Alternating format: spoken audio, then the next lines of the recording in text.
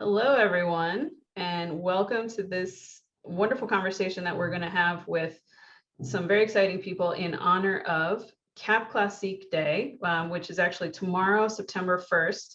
But we are kicking things off today, celebrating South Africa's traditional method sparkling wines and their 50th anniversary, in fact, with some key players in the field from Graham Beck Wines, who is in fact the USA category leader for Cap Classique wines.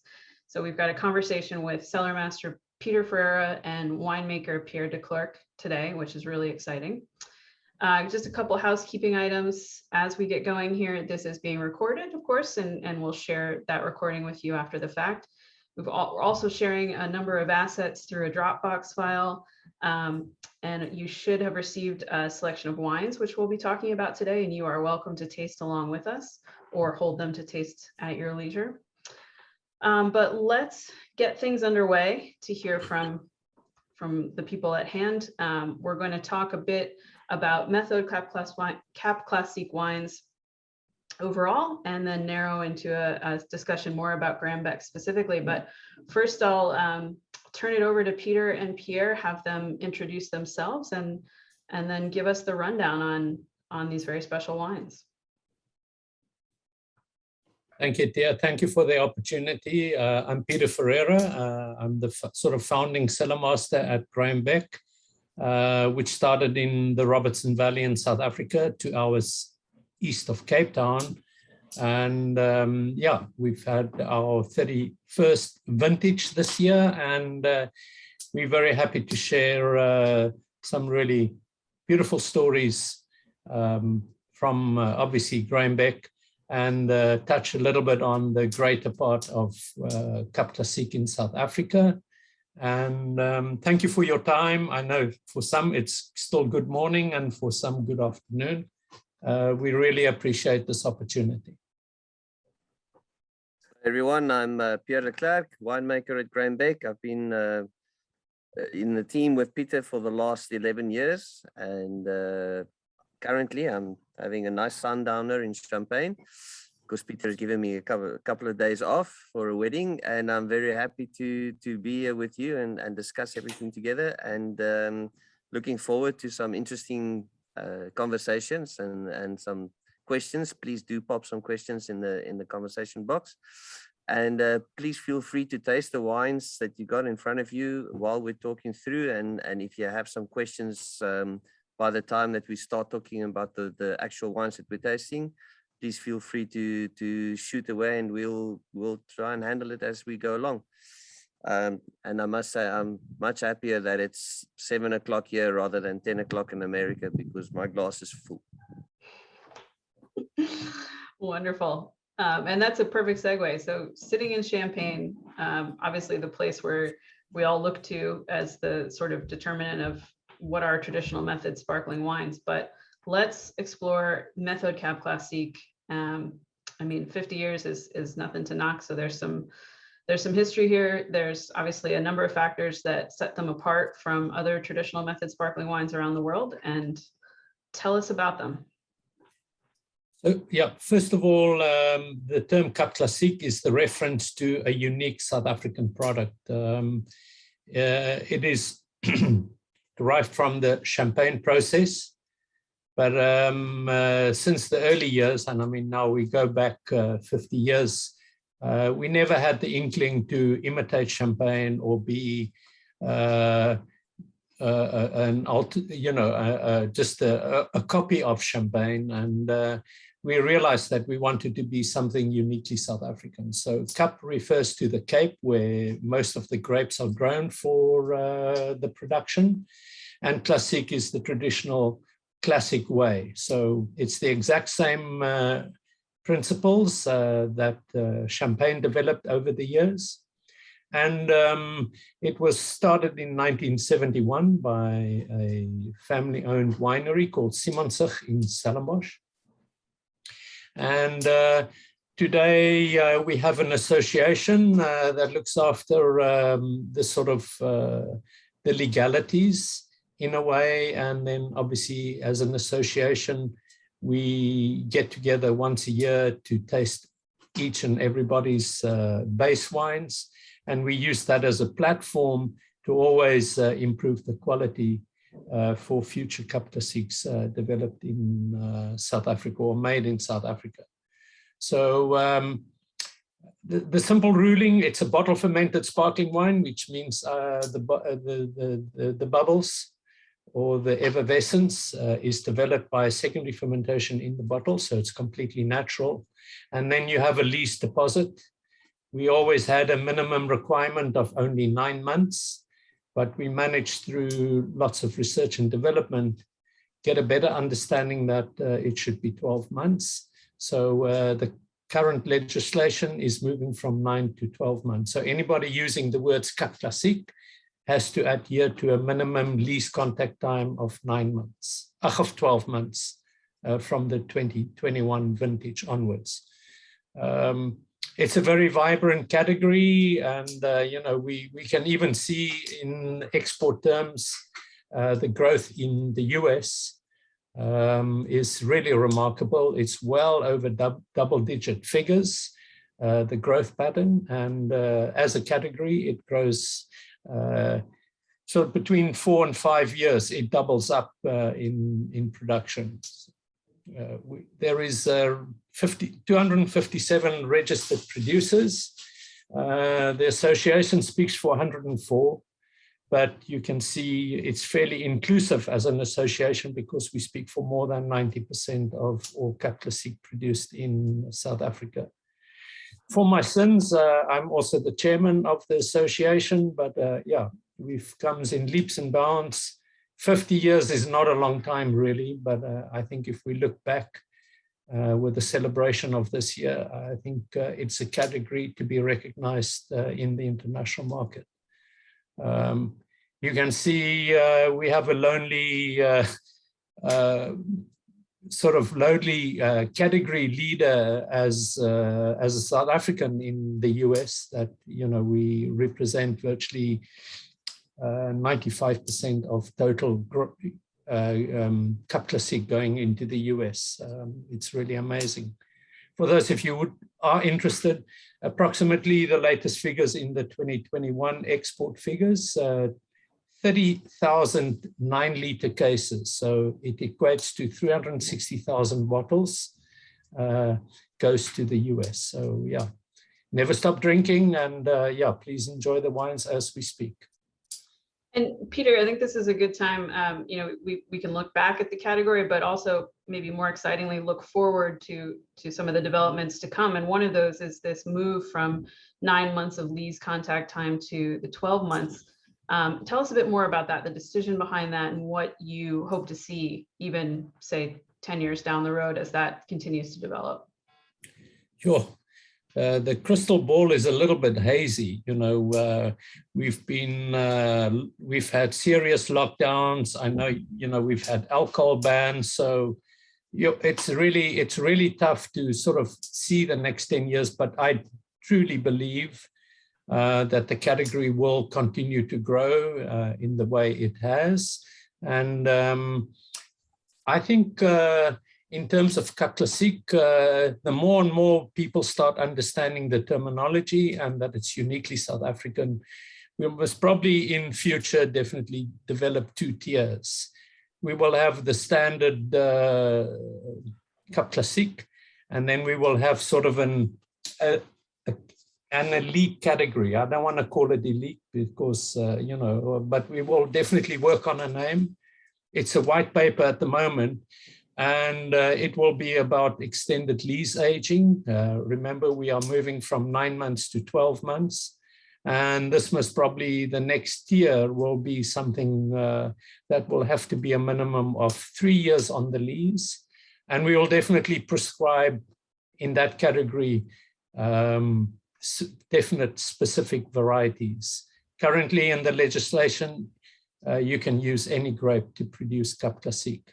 But going forward, to be an international recognized player, I don't think we have to redesign the wheel that has developed out of Champagne. Chardonnay and Pinot Noir really is the 2 varieties that expresses bottle fermentation in its best way. Mm. And Pierre, you were when we had a little bit of a conversation prior to this, you were telling us a bit about some of the research that went into driving this decision from, the aging from 9 months to 12 months. Would you just add a little bit there? That was an interesting discussion of the sort of research and thinking that went into that.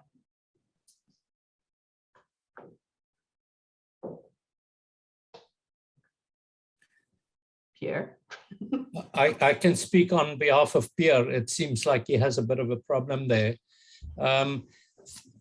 What we did is we thought we could just change the wine law. And when we went to the industry, they said, well, this all sounds fantastic, but where's the data? How can you prove that going from 9 months to 12 months, you'll have a better product?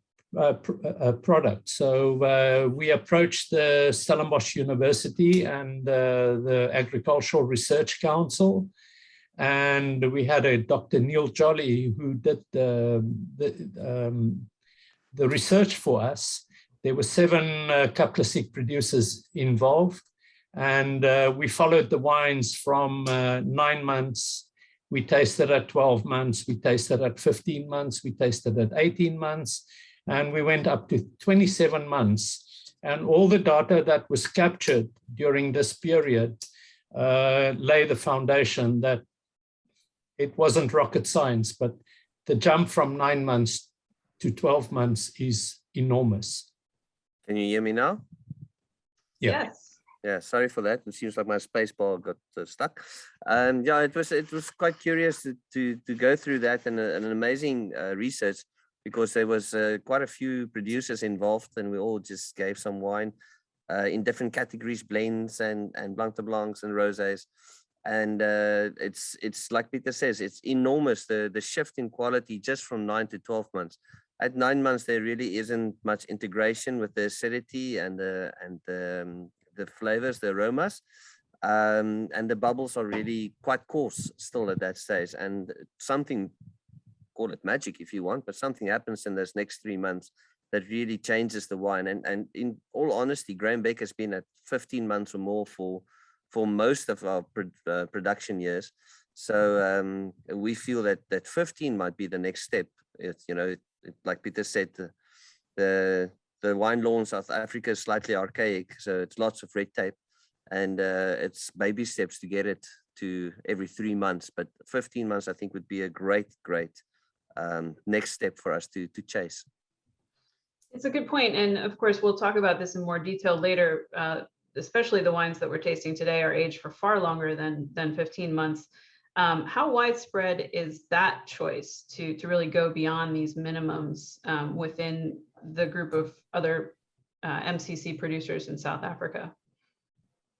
My answer would be you have to have a very friendly bank manager. It's all point. About building stock, and there's no short answer, but definitely the investment that you have to do as a producer to extend your wines even from 9 to 12 months, there's a huge financial impact. And down the line, obviously this is why, when we've done the research up to now, there's been a 5-year transition, but we all want to retain our day job. So we do feel that, you take baby steps, but as long as we are going up in quality, it's the right answer, as Pierre has told you.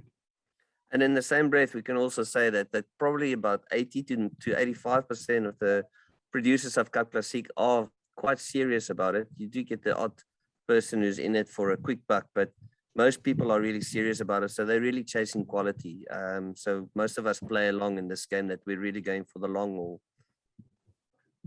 Yeah, and like I said, let's definitely come back to that discussion of aging as we get to the wines.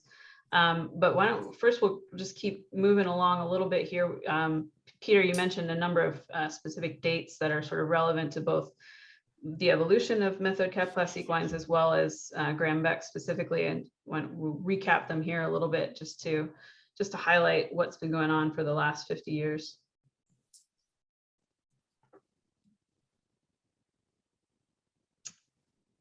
I think Peter touched on most of these, but maybe some Graham No, Beck. Pierre is having problem with his space bar. Actually, she asked you, Pieter. Was it for me? No. Well, there you have. It's difficult with the accent because Pierre and Pierre sounds the same. Well, there you have a timeline. We can touch on that. And I also see Stacy asked a question, but you rightfully said we will definitely touch on the lees aging when we get to discuss the wines. But this is just a little bit of a timeline of notable dates, obviously not only for Cap Classique, but also for Graham Beck. 71 was the first, that's why we have the 50 years of celebration now. In 83, Graham Beck, who was a businessman, bought the farm in Robertson. I joined the Becks in 1990. 92, which is quite significant. This is where we realized we wanted to have our own platform to take Cap Classique into the various markets. 1994 was this huge celebration because that was the year Nelson Mandela became our democratic president. And yeah, beautiful story that on its own. I think part of our, which is one pillar of Graham Beck, it's, you know, that we are a conservation champion.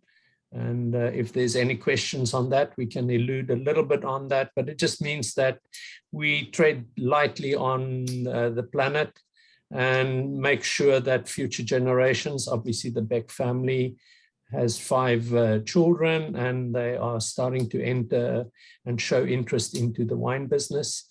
We want to definitely make sure that everything is in place for them to fly the flag in future.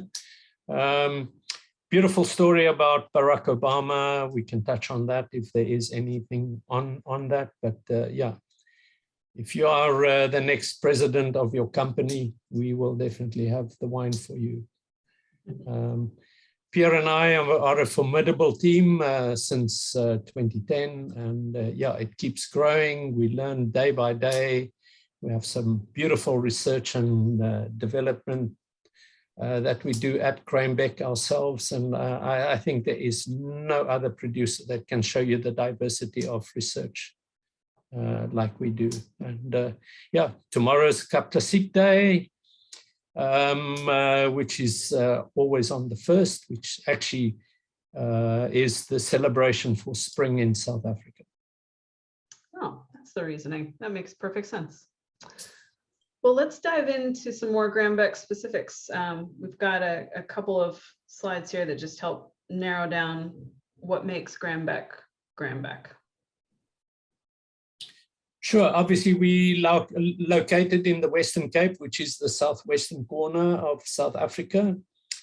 The sort of red circle can show you the sort of mainstay of the wine business. And then, as I did allude in my introduction, that Robertson is 100 miles due east of Cape Town. But it's a really special place. And most Cap Classique, the serious ones Pierre referred to, definitely has a source of Chardonnay or Pinot Noir coming from the Robertson region. So yeah, quite concise. There you can see the map. This is just giving you a little bit more of a regional feeling, the different colors there. You can study this map in your own time. But yeah, obviously the star is the Graham Beck location, just to give you a lie of the land. So we actually lie on a continental shelf, which is much better for a huge diurnal shift. You can see most of early spring, we will have these fog banks, you know, which has remained from the cool air that has been sucked in from the ocean. And Robertson as a region has also the highest occurrence of natural limestone soils in the Western Cape. And it has fantastic sunshine. So those three major things: the huge day and night temperature shift, which can be well over 30 degrees Fahrenheit, and the limestone in the soil, and the beautiful sunshine definitely gives us an opportunity to keep consistency going from vintage to vintage. I alluded to the size of the farm. You can see there, it's nearly 9,000, well over 9,600 acres. But for every 1 hectare we farm, we preserve 5. So you can see a lot of that is preserved to its natural fauna and flora.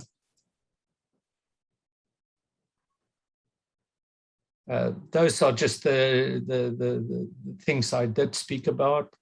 The interesting thing is we're in a semi-arid area, so our rainfall is well below sort of dry land viticulture.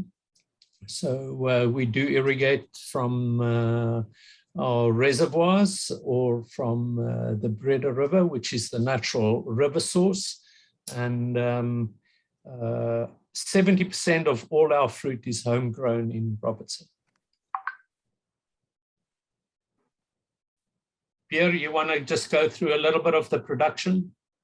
Yeah, sure, 100%. For Graham Beck from the start, attention to detail has been imperative. So in our harvesting conditions, we always hand harvest. Everything is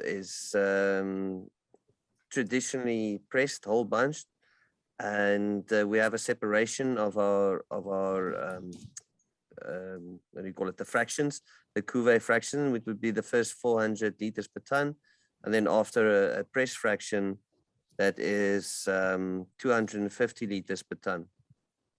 What's very interesting about the harvesting in Robertson, as Pieter has alluded to, is that massive diurnal shift where we have quite warm days and then we have cold nights. So a shift of almost 20 degrees from peak daytime temperature to nighttime temperature. As we finally got all our ducks in a row to be able to do night harvest. So our 31st harvest, which was this year, was done entirely at nighttime for our own grapes. And boy, has that made a major, major, major difference in the quality, the flow of things in the cellar. I think even between Pieter and myself, if we ever have an anxious moment between the two of us, it would be in harvest, and we definitely did not have any of that. So that's been amazing, and we're going to continue with that. It's also helped us to retain our natural acidity, which we find extremely important, because in South Africa, we naturally have a lower acidity than in the northern parts of the world. So we really believe in retaining our natural acidity rather than breaking down our acidity with malolactic and then later adding back. But I may be running ahead a little bit. We do normal settling, so with enzymes, which normally takes about 24 to 48 hours, depending on how busy the days are and how much wine or grapes we're expecting. And then we normally do a little bit of a mix of natural fermentation and then mostly selected yeast for our fermentation. We like to be in control of things when it comes to that. So we also control the temperatures to not be too cold. We don't want a super high production of esters and thiols. So we'd rather have about 15 to 17 degrees Celsius fermentation. And right after ferment, we try to do everything we can to stop malolactic fermentation.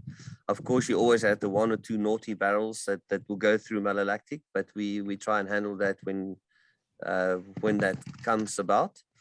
And then sort of April, because we harvest in January. So normally when most people are still recovering from the New Year's party, we're in the thick of things.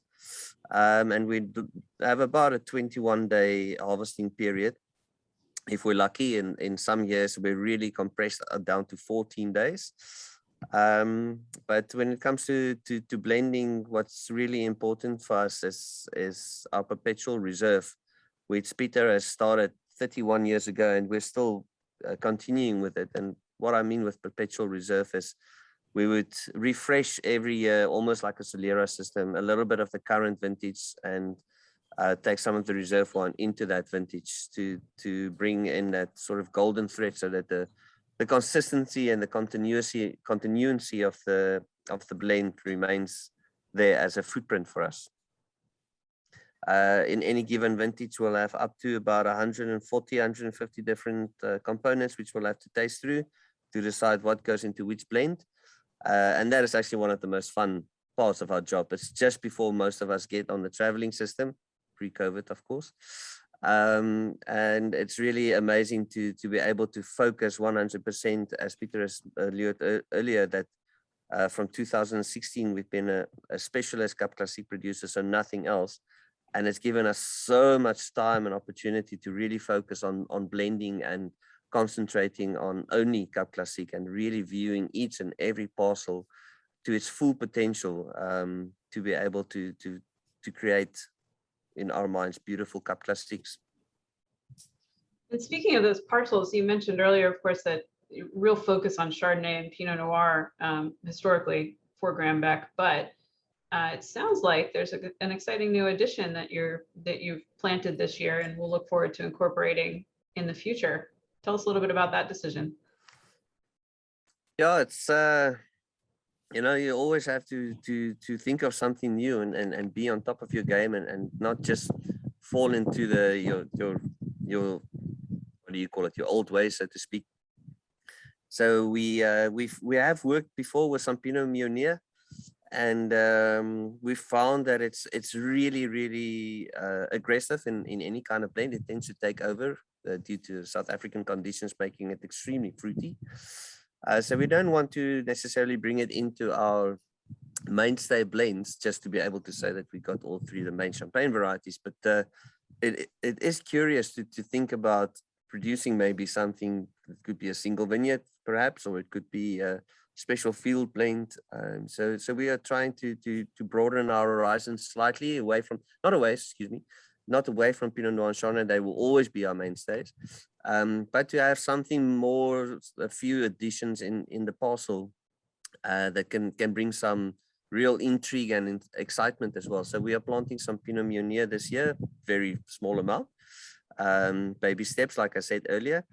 And we're also thinking of maybe some Pinot Blanc, and you know, if we can get some Petit Melier into South Africa, which it is in South Africa, but it's going to be a few years to get the planting materials. But it could be extremely exciting to see that under South African conditions. Yeah, I'd just like to add to that. We have to understand global warming is amongst every vineyard, whether you're in the northern hemisphere or southern hemisphere, is that you have to be mindful. You just have to go and read what's happening in Bordeaux. They've now allowing new varietals. I mean, you know, it could be the beginning of the next Napoleon Wars, but they are bringing in other varietals that will be suitable to be planted in Bordeaux, for instance. So I think we are mindful, but these will all be, you know, our mainstay is Chardonnay and Pinot Noir, as Pierre has mentioned. And but, you know, these are the little salt and pepper, the little bit of spice that we can look at. And, you know, we've specifically created another sort of collection in our portfolio that can handle these wines and make a beautiful story. And how have you, just speaking of climate change within your own vineyards, are you really seeing some changes already? For example, is it affecting the length of harvest, or are these all just really still very much preparatory measures? I think the sun was born in Robertson, you know. So I think we've been exposed to sunlight for so many years, and We certainly don't have the neatest looking vineyards, but we do have an extended canopy that would sort of sprawl a little bit to create extra shadow, because we do realize to ripen our fruit in shade is so much better for natural acidity and the precursors of flavor aromatics.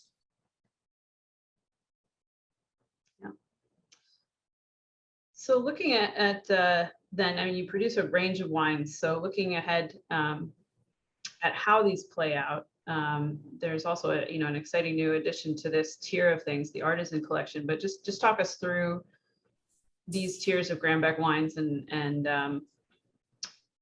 yeah, it's as Pierre said, having one wine on top, we actually start with 140 or 150, because we will give each little parcel the unique opportunity to be the hero of the vintage.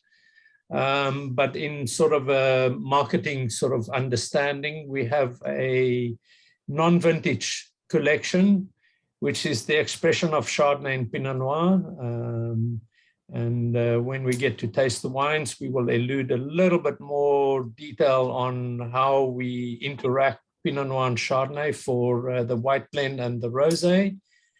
And for our own local market, we developed a label called Nectar. Now, Nectar is just an addition of a little bit more sugar in the disgorgement phase.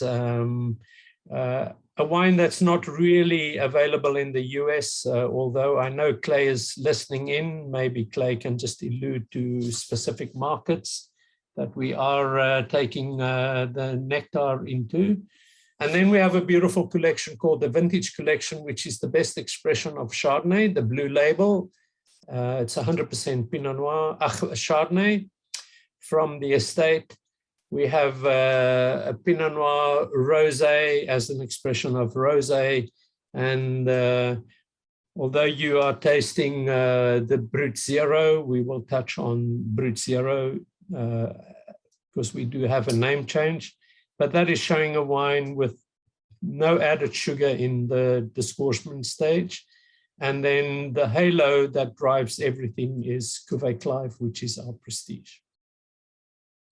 And within there, you can see the Artisan Collection. We can allude a little bit on that when we see the slide. Yeah, so that's a new addition, obviously. And unfortunately, we weren't able to share the wines with you for this particular event, but it is a really interesting conversation how some of these came to be, in particular, the two yin and yang wines. And so we wanted to hear from you both a little bit about the development of these, because it is an interesting story that really kind of highlights how you work together and some of the things that you consider in your winemaking. I really believe this is going to rock the wine geeks' socks off them. It's really it's a fascinating story. I'd rather Pierre to elude, because the brainchild for the 2016 Cuvee Clive was virtually born. Pierre, maybe you can just go through a short explanation. Yeah, 100%. Anytime. First of all, excuse the little high-pitched voice behind me. He seems to be a bit difficult to be contained just before bed. But in 2016, like we talked about earlier, we had one of those big vintages where Pinot Noir was just superlative, and then they almost overshadowed the Chardonnay. So we ended up, after the 150 odd components, to have narrowed down our choices for the top blend to about 6 different components, which eventually became only 3 components. And like I said, it's one of our favorite times of the year. We really take our time. We really consider everything. Pieter and I sort of battle it out indoors where nobody else is involved. And we came to a sort of agreement of these 3 different components, which was 1 Pinot Noir from Durbanville, 1 Chardonnay from our own estate, and 1 Chardonnay from from Napier, which is in the Cape South Coast. And I was just so much in love with the Pinot Noir of that year that I've sort of cockily forced my way into convincing Pieter that it should be a Pinot Noir late blend because it is a Pinot Noir year. So we did a 60-40 blend, so 60% of the one vineyard in Durbanville and 20% of the vineyard in Robertson and 20% of the Chardonnay in Napier. And we tasted it and it was like, wow, one of those, fist pump kind of moments. And it's like, great, fabulous, we did it. This is a blend. We walked out of the room, and as we hit the stairs to go down to the tasting room just below, Pieter said, but I'm a Chardonnay geek, so can we just see the same wine tomorrow in reverse? So 60 Chardonnay, 40 Pinot Noir, but the same components. And we're like, yeah, of course we can, but then we're easily going to know which one is which. So are we going black glasses? So I said, let's take the sight out of this thing, because obviously seeing the colors will influence your perception and your choice. So we said, okay, let's put it in black glasses. Somebody else pour it for us. We come, we taste it, and then we decide. So next morning we come, we taste, like, we score this one 96 or 98 or whatever, and this one 96 or 98, whatever. They're both the same for us for different reasons and different intrinsical values. Let's just bottle both. See what happens over time. So that was the birth of the project. And yeah, tonight I'm tasting both, and I'm finding it very difficult to decide which one is the better one. Obviously, the story of yin and yang. We got yin, which is black, Pinot Noir driven, more earthly kind of aromatics, which goes with the yin concept, and then yang, which is Chardonnay driven, obviously the white cultivar, and which is more sort of how do you call it, celestial, or outward energy kind of thing, which Chardonnay truly is. It's such an amazing cultivar, and it's really so a shining light when it comes to the driving force of blends. But at the same time, the complexities of Pinot Noir just bring so much intrigue. So it's so cool to see the exact same components, but just in different percentages. Pieter, I suspect that's what you're tasting as well in front of you. No, I'm not so lucky. I'm actually tasting the other wines that everybody has received. So, but yeah, it's really amazing. And I know that there will be a few cases coming to the US. And yeah, I think, again, the Artisan Collection for Graham Beck in the portfolio is sort of the blank canvas that Pierre and I do enjoy. We are really in charge of our own destiny. And I truly believe this is a beautiful expression. Besides that, we will always have an extended lease aging. Maybe some of you have maybe seen it on social media. It was our sort of first release in the Artisan Collection. We would find specific vintages that we know will benefit by extra lease aging. And I know Stacy in the chat box asked a little bit about the aging, and I think Frederick, I didn't write it down, but definitely there's a huge difference between time on the lees and time on the cork. I think equally are important, but if you do have some questions on that, we will do that. So we did release a 2009 extended lease aging that was on the lease for 11 years. Well, speaking of those wines that everyone has in front of them, let's get into those and let's start tasting through it. Of course, the your Brut non-vintage wines represent your sort of most widely available in the US in terms of volume. These three are from the vintage tier, which slightly smaller production, but really incredible values, especially for the pricing in the United States. But let's taste through them, starting with the Brut Zero. Right, that's perfect. Again, in this collection, there's no right or wrong where you start or where you finish.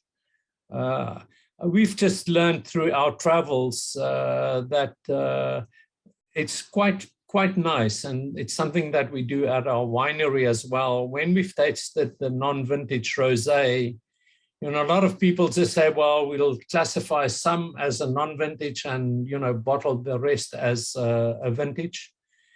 But if you see our non-vintage rosé to the side of the rosé, so the light's maybe not that great, you will definitely find that they quite different. And so Brut Zero, let's just stick to the game plan. Brut Zero, you're currently tasting the 2014. It is an 86% Pinot Noir and 14% Chardonnay. You must probably see in the color profile that there's a definite sort of Pinot Noir going towards more of a salmon skin or onion skin color, because we will never remove color from the base wine of Pinot Noir. And so the unique thing about this is that the Pinot Noir brings a sort of spicy aromatics over time on the lees, and then the Chardonnay is there just to create that little bit of brightness, that sort of really sort of beautiful freshness to cut through the Pinot Noir. So the only note and the only message that I would like to leave with you, you can see on the slide, it actually says, sorry, the light, I'm not going to be able to show you, but future vintages of the Brut Zero into the US will be under the Ultra Brut. The label will stay exactly the same. The white speaks about the purity of the wine, because there's no addition of any sugar. But we will definitely do the name change. Well, it is already there. The 2016 that will come to the US will be Ultra Brut. It's really interesting. We had a few entrepreneurs during lockdown, which is sort of a prohibition stage, took the liberty to sell the Brut Zero as a zero alcohol wine. So we had to address that. We don't want to be seen as irresponsible. And, you know, in 4 months, we came to an idea that it should be Ultra Brut. So the next 2016 that will come to the US, again, I don't think you can read the label, but it will say Ultra Brut. And I don't know if there's any questions in the chat box. Sorry, Pieter, just on the Ultra Brut, I think that one of the most important factors of the aging of that is we believe that Ultra Brut or Brut Nature is a bit of a trend at the moment worldwide, alongside some of the sort of single vineyard and sweeter kind of wines. But Ultra Brut definitely is a bit of a trend. And we believe that some people are chasing the trend rather than actually looking after the wine itself. And we truly believe that the only way to find the perfect balance between the tartness of the acidity and the dryness of the wine versus mouthfeel and you know, really getting the wine truly drinkable is that extra time on the lees. So we're not going to ever drop below 5 years on the lease for our Ultra Brut, because we truly believe that that is the essence of an Ultra Brut, or a Brut Natural, as maybe you want to call it. So it's truly, truly important for us to get that extra time on the lease. Just to add to that, one last thing before we speak about the Blanc de Blanc, it's really, I think, a lot of people think that time on the lease is a linear improvement over time, but it's far more logarithmic. The difference, we alluded to changing the legislation from 9 months to 12 months. It's a huge step. Pierre, as he said, maybe 15 is the next one. But, as soon as you go up, it's just become more. So what I'm just trying to say, if you've kept the wine on the lease for 4 years and you taste the same wine after 5 years on the lease, I think you've gained 2 years of complexity and sort of real essence of the wine. And that is why the Brut Zero will always be a 5-year plus program. And then Blanc de Blanc. Blanc de Blanc is one of my favorites. You are tasting the 2016, which is just so beautiful, captured in sort of really sort of yellow fruit aromatics, a little bit of ripe citrus, the sort of texture and that creamy complexity on the palate really comes from the fermentation that we do of the Chardonnay base wines in barrel. And Chardonnay is really the kingpin for us in the mainstay of the Graham Beck portfolio.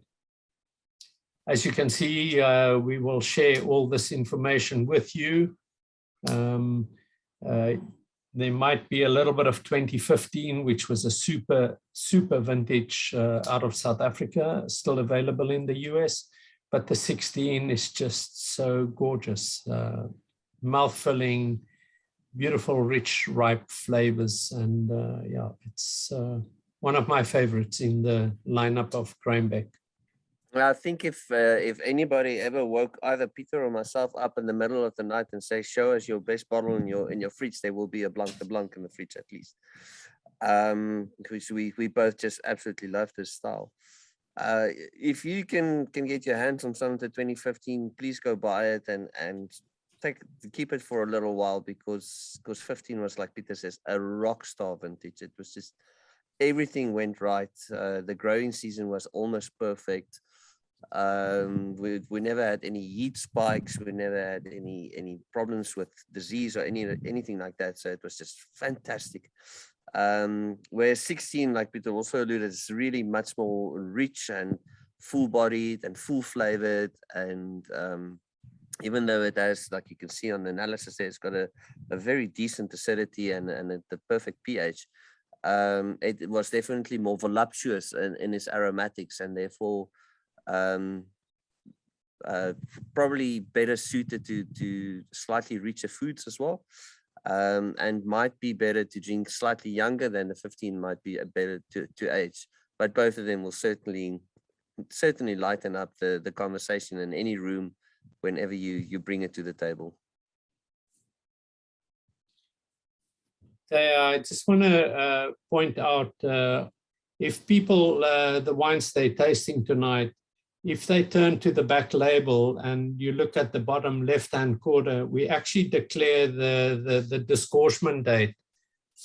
And as Pierre and I have discussed the importance of lees aging versus cork aging, it will just give the consumer out there an idea of how fresh the bottle is. So if you look on the back label, you'll get the date of disgorging. And when you read the spec sheet that the winemakers will give this wine 5 to 8 years, we really speak 5 to 8 years from the date of disgorging rather than from the vintage. So I think that's just an important message to leave with everyone.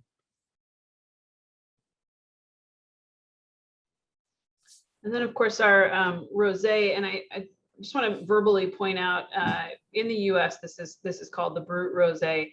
Globally, this wine bears the name Pinot Noir Rosé, but there's some quirk of our illustrious TTB that won't allow that name on the label. So in the U.S., this is the Brut Rosé, not to be confused with the non-vintage of the same name, Brut Rosé. This is, of course, the vintage version, and a beautiful version it is. Yeah, we keep knocking on the door, and yeah, it will take some time. The rest of the world appreciates wine legislations and things like that, but unfortunately, the US, that is why on the Brut Rosé, if you read the back label, we will declare you the percentages, because we cannot use the word Pinot Noir because it's a blend of two different grapes. The current vintage that you are tasting, I think we've alluded that 15 was a great vintage.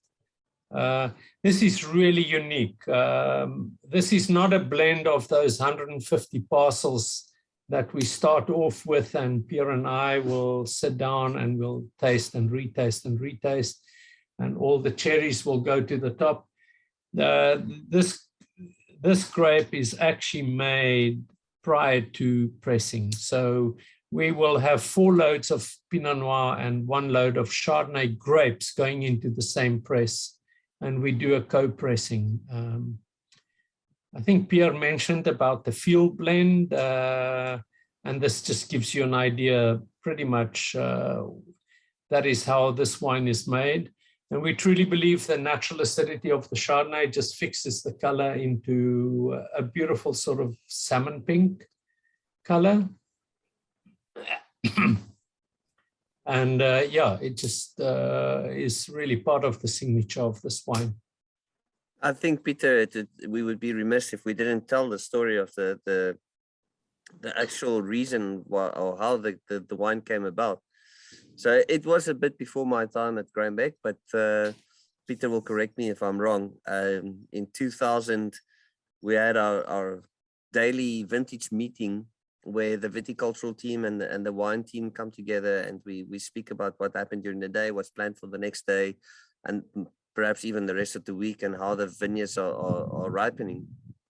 And the viticultural team said, but listen, guys, we know we planned a Pinot Noir day for tomorrow, but we got this block of Chardonnay that we will not be able to finish picking today. Can we bring in, we suspect there's going to be around 4 or 5 tons of grapes, and then the rest of the day we carry on with Pinot Noir. And of course, yeah, Pieter said that's perfect. We got the 5 presses at that stage. So we'll start with a Chardonnay press and then carry on with Pinot Noir. And indeed, the next morning, the first load which arrived was Chardonnay, which was 3 bins. And we're talking about a press would be around about 15, 16 bins. And the next load that arrives is Pinot Noir, which is fine because we expected that. Second load Pinot Noir, third load Pinot Noir, fourth load Pinot Noir, fifth load Pinot Noir, sixth load Pinot Noir.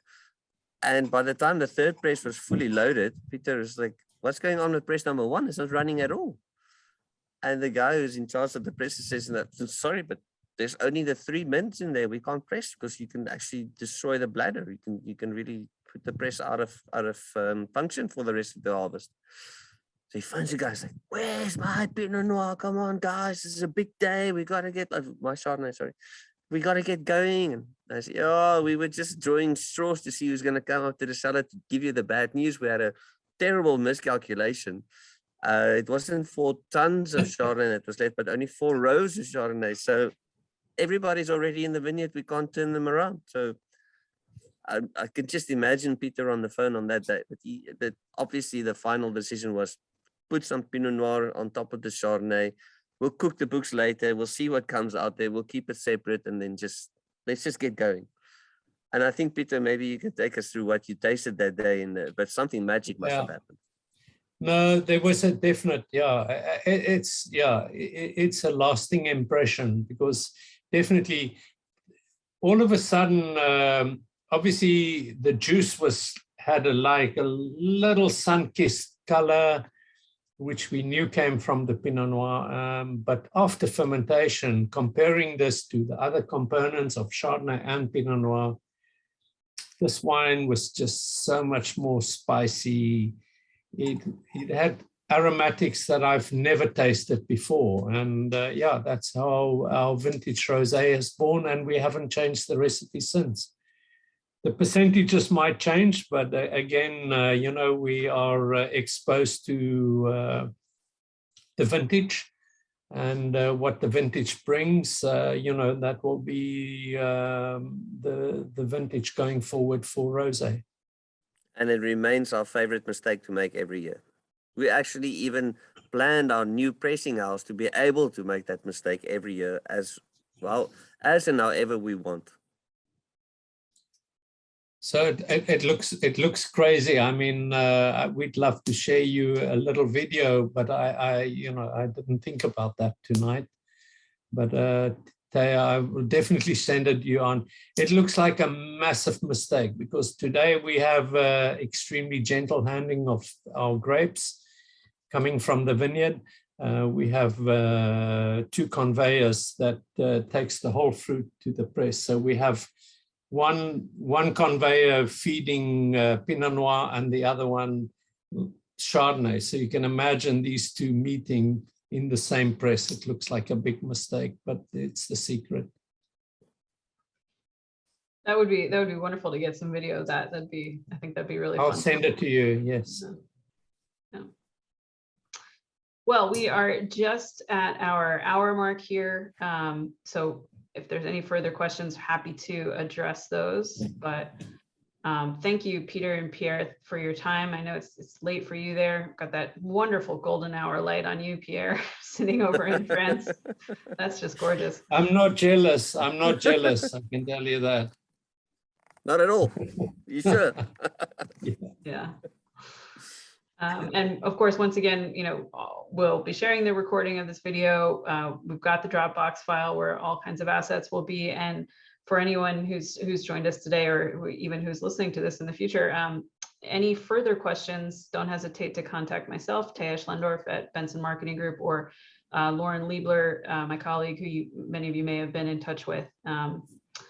So again, tomorrow, September 1st, is Cap Classique Day. Hashtag Cap Classique 50. Share something on social media to celebrate these beautiful wines.